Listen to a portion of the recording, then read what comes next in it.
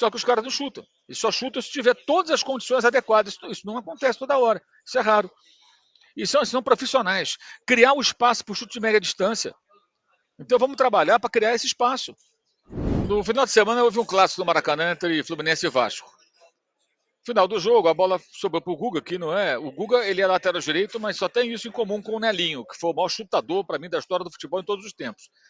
O que o Nelinho chutava era um absurdo. Nossa, eu era fanzaço do Nelinho. Não sou. Nelinho, pô, era maravilhoso. Aquelas faltas, aquelas curvas, coisa impressionante. E não só falta, né?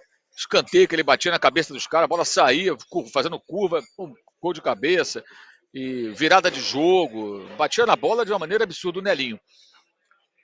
Ele era lateral direito, o Guga é lateral direito. Só isso que tem em comum, lateral direito. Né? E os dois jogaram no Atlético Mineiro, embora o Nelinho tenha sido sua trajetória mais importante sendo do Cruzeiro. Mas mesmo sem ser o Nelinho, o Guga, quando viu a bola e viu que dava para chutar, ele chutou, decidiu o clássico.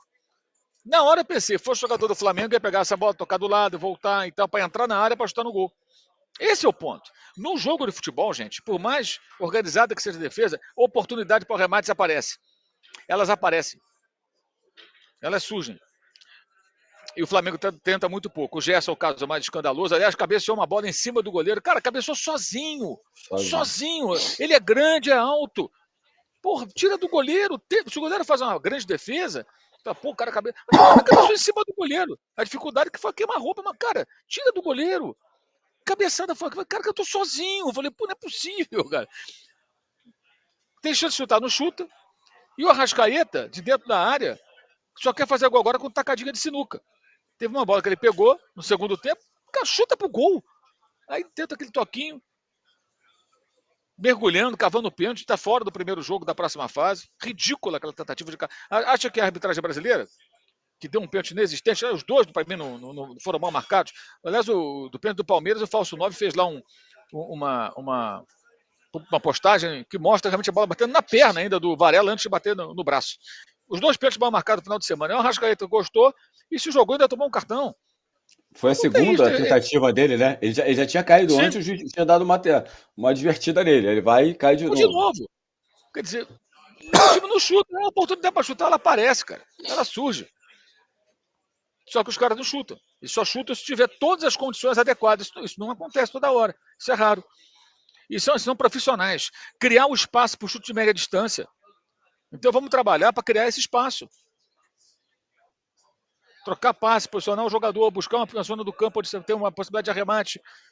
Sabe, treinar os jogadores para isso, preparar para isso. Ah, não tem um chute muito forte. Cara, são profissionais, não tem um chute forte. Cobrar, né, Mauro? Cobrar, né? Uma coisa é eu, com 61 anos, chegar lá, chutar uma bola de fora da área, isso é um peteleco. O outro é um profissional de futebol que treina, que não consegue dar um chute pro gol. Lógico, alguns chutam mais forte, com mais direção. Mas tentar um chute. O que é isso, gente? Onde nós estamos? São umas explicações assim que não dá. Não dá. Ô André, até desculpa aí, cara, mas tem um pacote aí para você comentar, né? O assunto é o Felipe, tem essa parte do desgaste, né? Eu até levantei essa bola. A gente conversa muito, né? Sobre essa questão de. É estranho falar que a zaga não tá bem, você tendo, por exemplo, o Danilo no banco, outros jogadores. Ele falou que o Bruno Henrique estava quase sem condição de entrar, então por que não botou outro? Então, enfim. Tem essa questão e também essa parte do chute, que eu acho que o Felipe passa a responsabilidade para os jogadores nisso, só que eu acho que a comissão também tem que ter, né? Cobrar, treinar. O cara não tem muito cacuete, não sente a vontade. Treina para ter, porque às vezes a oportunidade é essa. A gente cansou de ver jogador fazer gol às vezes, que não tem muito cacuete, mas se apresentou ali, fez gol. Às vezes a bola desvia, entra, não sei. Mas principalmente contra times fechados, né, André? Você entende a questão da característica, né? E que isso também tem que ser levado em consideração agora na ida ao mercado, né? Mas é isso que você tem à disposição. E você tem uma necessidade básica, né? Simples, que é fazer gol. Não pode só contar com o Pedro, só contar com a Arrascaeta, só contar com o Bruno Henrique para fazer gol. Ou o Luiz Araújo, né, que também tem se mostrado muito decisivo. Não dá para contar só com esses jogadores. E o Alan tentou, né?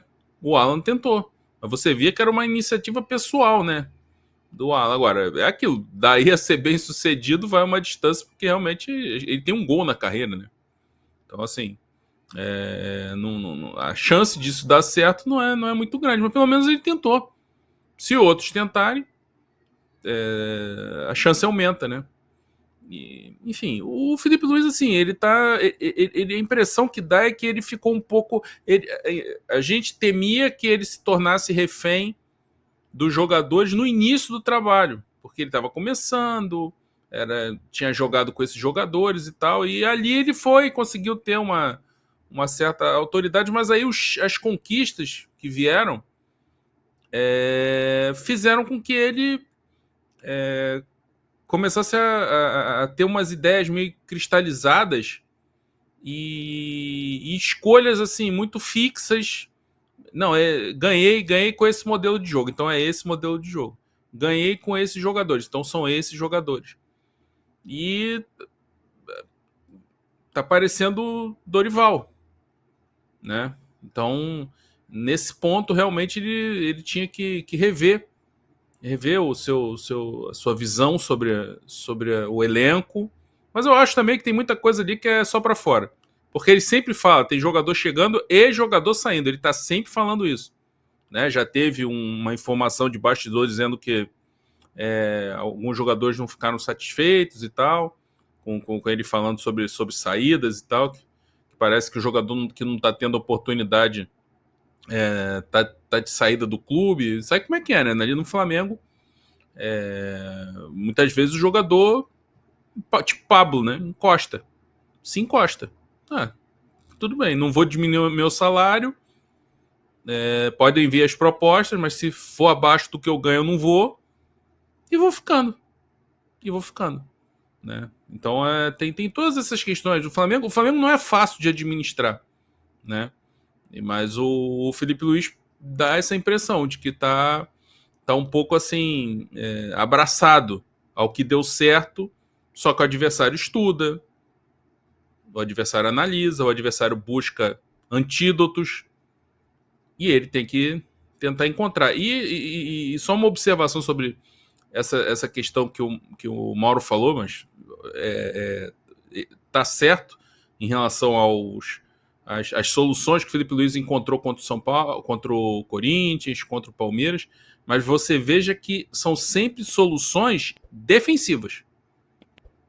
Sempre soluções em que ele arruma a situação lá atrás para segurar uma vantagem, num jogo fora de casa, num jogo complicado e tal. Soluções ofensivas em adversário fechado, ele já tem mais problema. Também não é simples, não é fácil, é realmente a solução mais difícil. A gente já viu Guardiola perdido no Barcelona histórico, colocando Pepe de centroavante, Piqué de centroavante. Né? A gente já viu grandes treinadores também apelando para jogador alto dentro da área para ficar recebendo cruzamento porque não estava conseguindo entrar de outro jeito contra defesas fechadas. Então fácil não é, realmente. Mas a impressão que dá é que o repertório dele ofensivo é menor que o defensivo. Né? Ele encontra melhores soluções para se proteger do que para atacar o adversário. E é algo natural também para quem está começando na profissão, mas ele tem que buscar essas soluções. Alô, tropa da S1 Live. A propaganda é a alma do negócio. Quer ver a sua marca estampada aqui diariamente na S1 Live? É só chamar agora no e-mail contato@s1live.com.